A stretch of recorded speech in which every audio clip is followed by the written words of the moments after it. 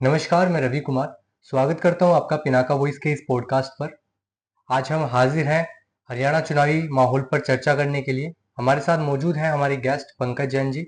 आज हम जुलाना विधानसभा क्षेत्र के चुनावी माहौल पर चर्चा करेंगे और दर्शकों के थ्रू हमें कुछ सवाल मिले हैं जिन पर आज हम विस्तृत चर्चा करेंगे।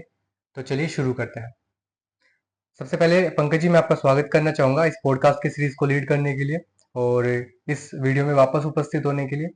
जी, नमस्कार। कुछ सवाल हैं हमारे जो हमें दर्शकों से प्राप्त हुए हैं मेल के थ्रू, तो आज उन पे बात करते हैं और एक एक करके आपसे सवाल पूछूंगा और उम्मीद करते हैं उन्हें उनके सवालों के जवाब मिल पाए।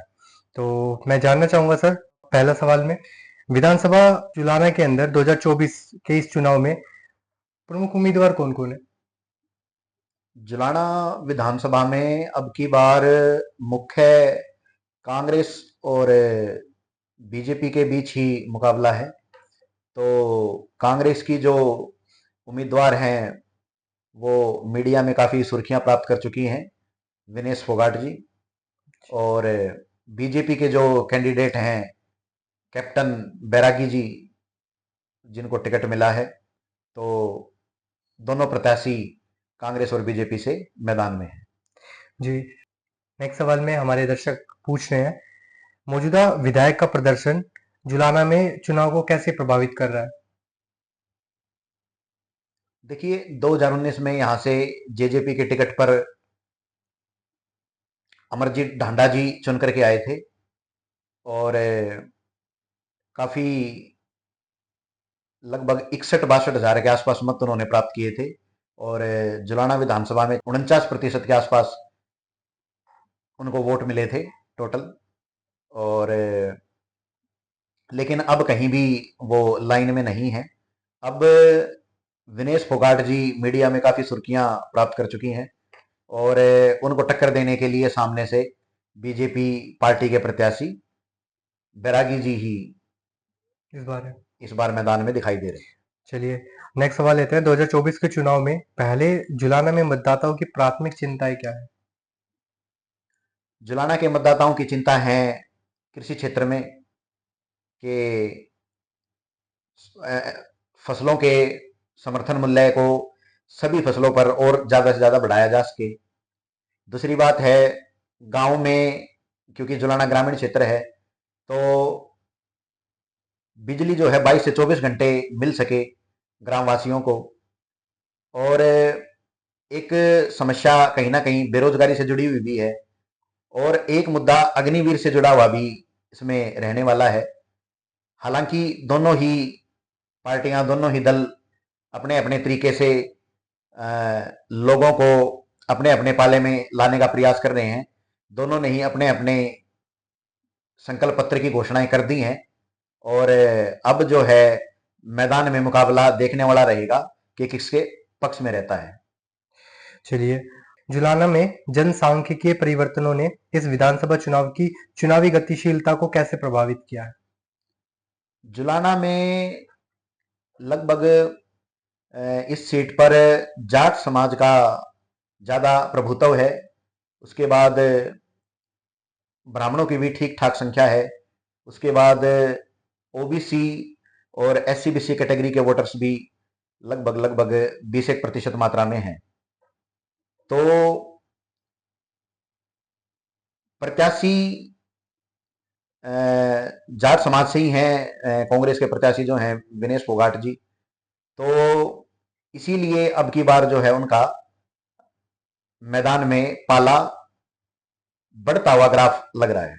2024 विधानसभा के इस चुनाव में महिला मतदाताओं की क्या भूमिका रहने वाली है? अभी जो हाल फिलहाल का प्रचार देखने से लग रहा है कि विनेश खुद महिला हैं, खिलाड़ी हैं और राष्ट्रीय और अंतर्राष्ट्रीय स्तर पर मेडल प्राप्त और ख्याति प्राप्त महिला हैं। और वो जो अपने चुनाव प्रचार में महिलाओं से आशीर्वाद लेती हुई भी दिख रही हैं। तो महिलाएं बढ़ चढ़ करके वोट करें, ऐसा उनका आह्वान भी है। और कहीं ना कहीं वो विनेश जी को ज्यादा से ज्यादा मतों से जिताने का प्रयास करती हुई दिख रही हैं। जी, तो काफी एडवांटेज मिल सकता है महिला होने के नाते विनेश जी को। शायद इस पर। ऐसा लग रहा है। जी, अगली सवाल पे चलते हैं। जुलाना विधानसभा सीट पर उम्मीदवारों द्वारा किए गए प्रमुख अभियान वादे क्या है? देखिए, कांग्रेस ने भी अपना घोषणा पत्र जारी कर दिया है और बीजेपी ने भी अपना घोषणा पत्र जारी कर दिया है। तो इसमें कुछ तो बातें उन्होंने एक जैसी रखी हैं।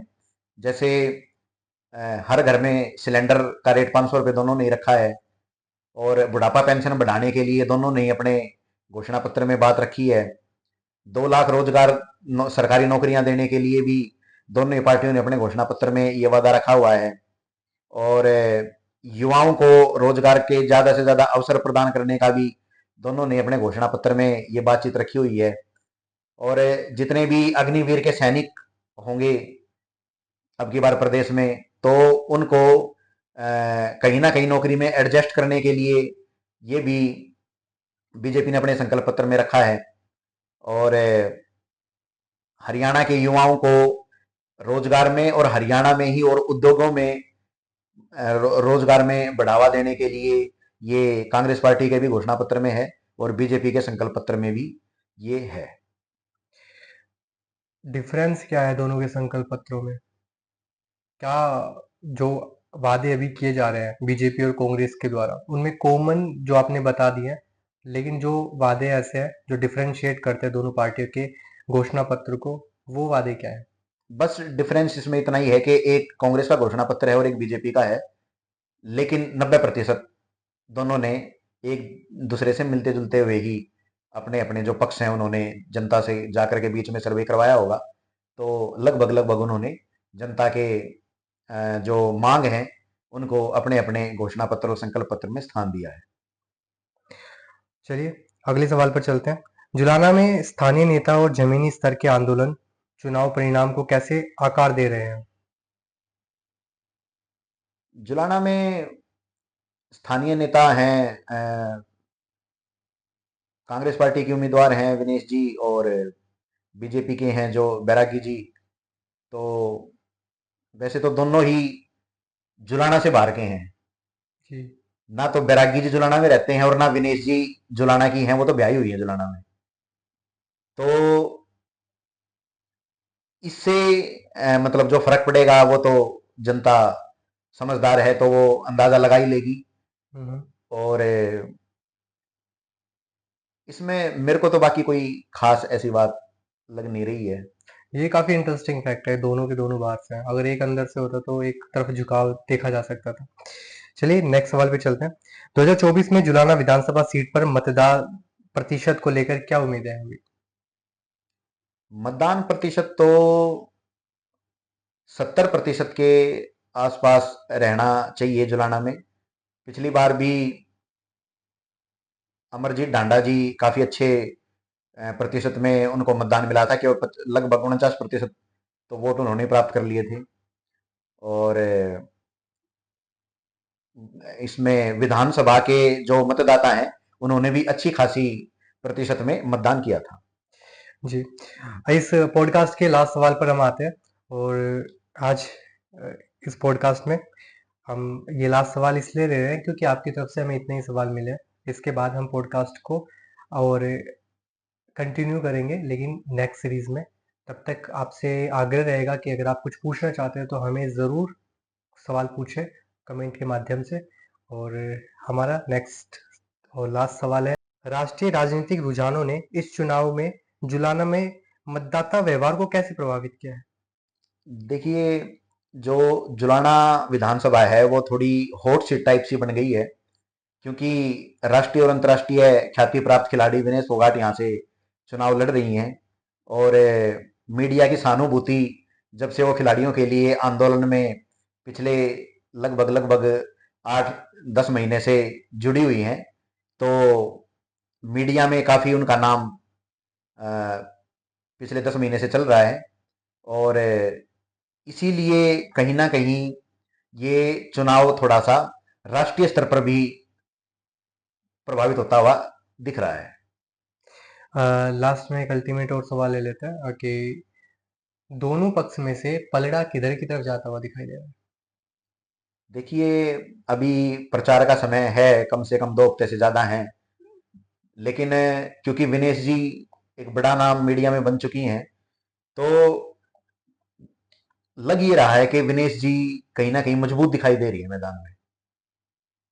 क्योंकि चुनावी छवि तो नहीं है उनके, एक खिलाड़ी की छवि के रूप में तो वो काफ़ी पॉपुलर रही है। और अभी हुई हाल ही में इंसिडेंट के बाद काफ़ी ज़्यादा लोग उसको उनको जानते हैं, और शायद उसका एडवांटेज उनको इस बार मिलेगा। और तभी शायद हमारे जो पंकज जैन जी बात कर रहे हैं विश्लेषण में कि शायद उनकी तरफ झुकाव हो सकता है। तो चलिए आज के लिए बस इतना ही। मिलते हैं आपको नेक्स्ट पॉडकास्ट में। तब तक के लिए आपसे उम्मीद है कि आप हमें क्वेश्चंस पुट अप करेंगे अपने, जो भी आप चुनावी माहौल को वर्तमान स्थिति के विश्लेषण पर जानना चाहते हैं। हमारे हमारे विश्लेषणकर्ता पंकज जैन जी ज़रूर आपके सवालों का जवाब देंगे। हम मिलते हैं आपको नेक्स्ट पॉडकास्ट पे। तब तक के लिए जय हिंद, जय भारत।